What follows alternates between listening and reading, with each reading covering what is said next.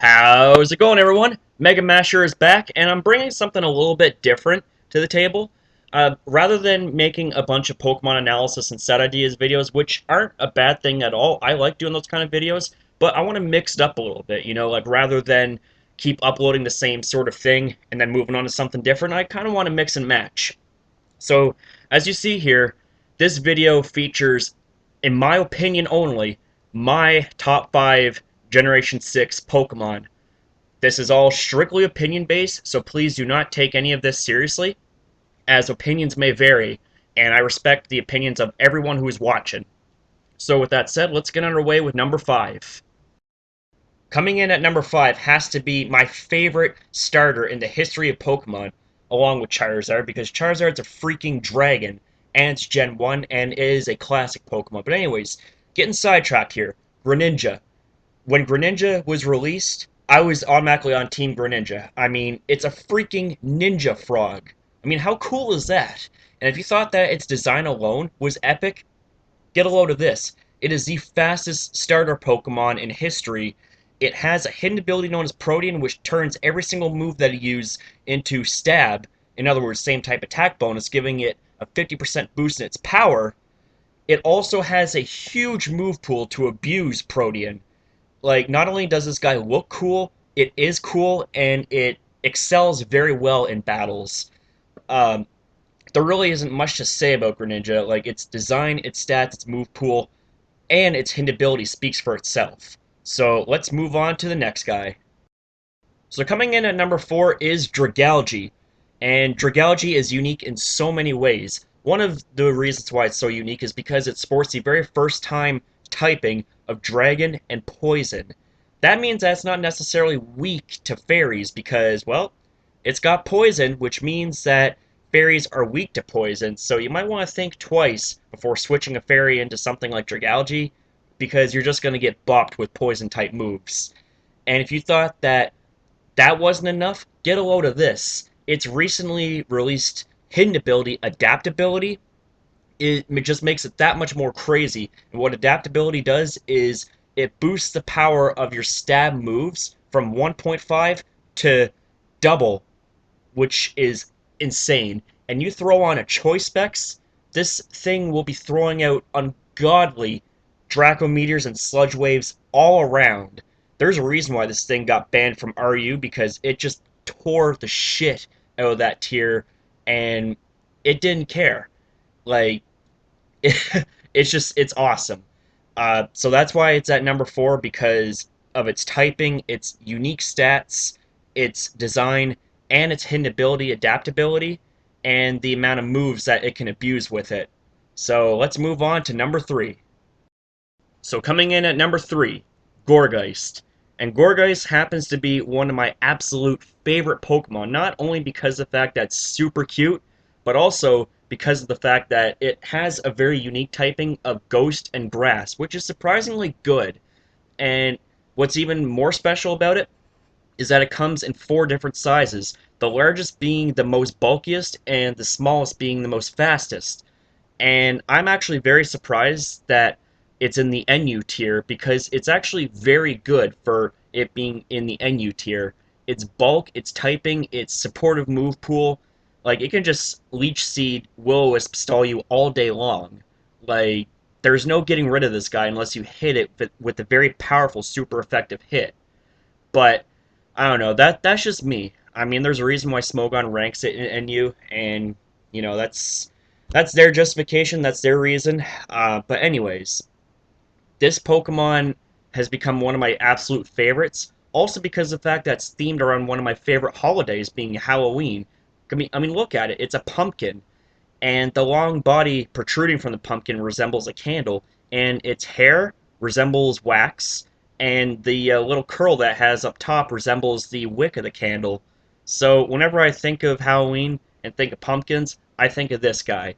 So with that being said, it's time to move on to number 2.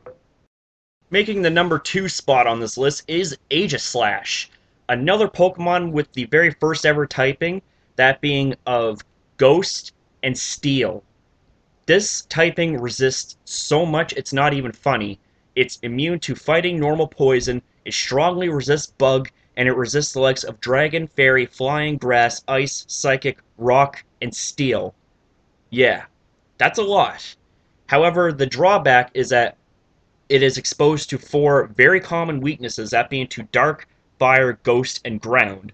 So keep that in mind, but it's not just about the stats, it's not just about the typing, it's about its design. It's a freaking ghost sword and shield. And with the ability Stance Change, just makes it that much cooler. And what Stance Change does, it all depends on one move, King Shield. What King Shield does is it acts like Protect, however, it does not protect you from any status moves or being taunted. What it does is it transforms you back into shield form after you make an attack, which means that your stats get completely flipped around and you turn into this defensive behemoth that doesn't die. And what's even better about this move is that if your opponent makes physical contact with you, they get a -2 attack drop, making you just that much more of a defensive beast. Like, what more is there to say about this thing? It's epic. It's a freaking ghost sword, and it's watching you. You better like it, otherwise it's gonna haunt you. So, you see so far, Greninja being number 5, Dragalgy being number 4, Gourgeist being number 3, Aegislash being number 2. So what's number 1? Let's stay tuned and find out. Coming in at number 1 is the Z legendary for Pokemon X and Pokemon Y, known as Zygarde. And I just gotta say that the moment that I seen Zygarde, it was my Pokemon. Like, I just absolutely love the design. I love its typing. I love its stats. And it has a really good move pool, too. And I just love using it. I mean, it's just, like, wow. I don't even know where to begin with this guy. Yes, it's the weaker of the two legendaries, being Xerneas and Yveltal, but its Pokedex entry specifically states that should the ecosystem fall in disarray, it will reveal its secret power. I would love to know what its secret power is. I mean, I'm just always in anticipation mode, wanting to find out the full truth about Zygarde, because right now it's hiding something. I know it's hiding something, and it doesn't look like it's at full power. I mean, it looks like it's still kind of in larvae mode, if that makes any sense. But yeah, like, this Pokemon is unreal, and it's in the BL tier, which is a ban list for UU underused.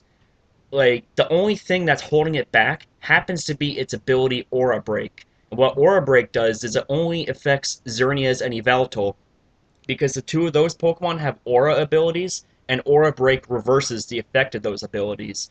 But outside of that, it's completely useless. So it's kind of unfortunate. I mean, if it had even something like Mold Breaker, I'm sure it would be seeing a lot more play in OU, overused. But yeah, that's unfortunate. We got to live with that. There you have it, guys. There is my top 5 favorite Pokemon. Now, keep in mind that there's no particular order.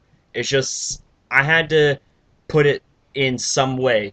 But Zygarde is definitely one of my absolute top favorites in any generation. Not just 6th generation, but in any generation. I just want to make that clear. So, that's basically it. So there you have it, guys. I hope you guys enjoyed this video, and if you enjoyed it, then feel free to leave a like. If you enjoy videos like the one that you just saw, then feel free to subscribe if this interests you. Keep in mind that videos like the ones that you just saw are strictly opinion-based, so please take everything that I say with a grain of salt, because I know that opinions vary, and like I said before, I just want to reiterate again, opinions are just opinions, and I respect the opinions of everyone who's watching. So again, if you see a Pokemon on the list that you disagree with, then please do not take offense to any of the content that is involved in videos like that. Thank you for watching, and I will see you guys next upload.